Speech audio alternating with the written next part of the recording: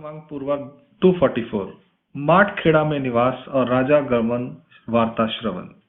एलोरा से निकलकर भगवान श्री चक्रधर स्वामी भक्तिजनों के साथ माठखेड़ा नाम के गांव में गए। वहां विद्यमान लिंग के मंदिर में भगवान आसन पर विराजमान हुए। उधर बाई साहब भगवान की सेवा के लिए पानी लेने गई। जब वह पानी भरने के स्थान पर पहुंची तो वहां पहले से ही विद्यमान कुछ औरतें आपस में बातें कर रही थी और देवगिरी में दही दूध बेचने वाली औरतों से पूछ रही थी कि आज वे जल्दी कैसे वापस लौट आई। इसके उत्तर में उन्होंने कहा, प्रतिदिन हम लोग देवगिरी में दही दूध बेचने के लिए जाती थी, इसलिए हमें वहां से वापस लौटने में देर हो जाती थी।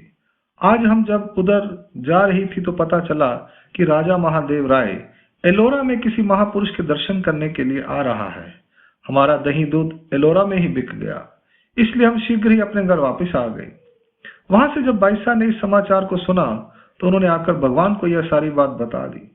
इस पर भगवान ने बाईसा से कहा, माता, हमने तो तुम्हें पहले ही बता दिया था, वह सब कुछ सच हुआ ना। हमने यह ठीक ही कहा कि वह राजा उस दिन अवश्य एलोरा में आएगा ही। फिर भगवान ने उस रात माठखेड़ा में ही निवास किया। दूसरे दिन भगवान ईटखेड़ा में गए और वहीं पर रात को निवास किया। लीला का हेतु। माठखेड़ा और ईटखेड़ा इन दोनों स्थानों पर भगवान ने सामान्य रूप से अपने स्वरूप का संबंध दिया। अंक लीला क्रमांक पूर्वक 244 यहाँ संपूर्ण होती है। आगे की 3 लीला 245, 246, 247 रात्रि के निवास की है एक एक जगह पर। लासुर गांव में रात को निवास। लीला क्रमांक 245 लासुर गांव में रात को निवास। ईटखेड़ा से दूसरे दिन निकलकर भगवान पैदल चलते हुए लासुर गांव में पहुंचे। गांव की दक्षिण दिशा में वहां पूर्व की ओर मुख वाला जोगेश्वरी का मंदिर था। वहां भगवान ने रात को निवास किया। लीला का हेतु। लासुर गांव में भी भगवान ने सामान्य रूप से उस भूमि को अपने संबंध से पवित्र किया। लीला क्रमांक पूर्व 246 गोगर गांव में रात्रि निवास। दूसरे दिन भगवान लासुर गांव से निकलकर गोगर गांव में गए। इसे तागड़ी का गोगर गांव कहा जाता है। इस गांव में ही भगवान ने उस रात को निवास किया। लीला का हेतु। गोगर गांव में भी भगवान ने उस भूमि को सामान्य रूप से संबंध दिया था। लीला क्रमांक 247 डोमे ग्राम के राजमठ में रात्रि निवास। गोगर गांव से निकलकर भगवान डोमे ग्राम में गए। वहां रात के समय भगवान को पूजा अवसर किया। फिर भगवान ने भोजन किया, रात को वहीं पर विश्राम किया।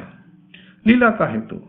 भगवान ने यहाँ राजमठ में एक ही रात निवास किया था, अतः यहाँ उन्होंने सामान्य रूप से ही संबंध दिया था। अंक लीला क्रमांक 247 यहाँ संपूर्ण होती है। लीला क्रमांक 248 मार्ग में सुवर्ण राशि का उल्लेख। दूसरे दिन प्रातःकाल के समय भगवान श्री चक्रधर स्वामी ने भक्तिजनों के साथ आगे जाने के लिए प्रस्थान किया। रास्ते में चलते हुए जब भगवान किसी एक गांव में पहुंचे तो बाईसा ने भगवान से कहा, भगवान, खाने का सामान लाने के लिए पैसे ही नहीं बचे, अब क्या करें। तो भगवान ने कहा, माता, हमारा सरोता पोफल फोड़ना गिरवी रखकर बनिए से खाद्य सामग्री ले आओ। इस पर बाईसा ने कहा, भगवान, ऐसे कब तक चलेगा। फिर भगवान ने कहा, माता, इस समय हमारी प्रवृत्ति ऐसी नहीं है कि हम धन संग्रह करके रखें। यदि ऐसी इच्छा होती तो हम यहाँ से ही सोने का भंडार निकालकर तुम्हारे सम्मुख रख देते। इस धन के लालच में तुम्हारा यह आचरण नष्ट हो जाएगा। हमारी भी ऐसी इच्छा नहीं कि हम अपने साथ अधिक पैसे रखें। उस समय डखला नाम के भक्त अपने मन में सोच रहे थे कि वे गांव में जाकर भगवान के खर्च के लिए थोड़ा सा धन ले आएंगे। सर्वज्ञ भगवान ने डखले के मन की भावना को प्रकट करते हुए कहा, डखले, तुम अपने मन में कौन सा ख्याली पुलाव पका रहे हो, क्या मनोरथ कर रहे हो। फिर भगवान ने उन्हें समझाते हुए कहा, अरे, तुम्हें इस बात की चिंता करने की आवश्यकता नहीं है।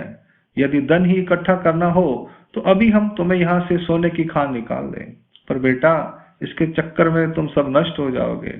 तुम्हारा यह आचरण कुछ भी बचेगा नहीं। भगवान की शिक्षा भरी बात को सुनकर डकले श्रोता लेकर वावी गांव में गए और वहां एक बनिए के पास उस श्रोते को गिरवी रखकर उससे राशन पानी ले आए। बाईसा ने उपहार तैयार किया और भगवान को भोजन कराया। उसके बाद सब भक्तजनों ने भोजन किया। उधर भगवान आसन पर विराजमान थे। अचानक ही वह बनिया भगवान के दर्शन करने के लिए वहां आया।